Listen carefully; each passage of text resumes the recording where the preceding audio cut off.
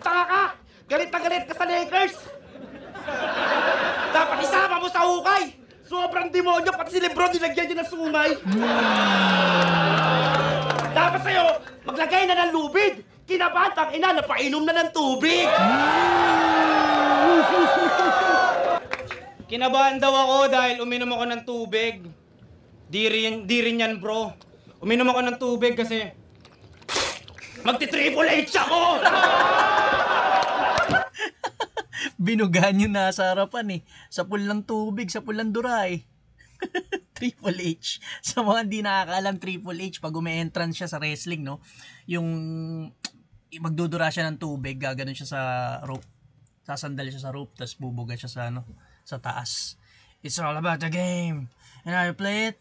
Sa mga hindi nakakaalam or hindi nanonood ng wrestling. Yun nga, sinabi ni JD, mahilig din si Raffian sa wrestling eh. So yun, nagamit niya dito. Balik natin yun.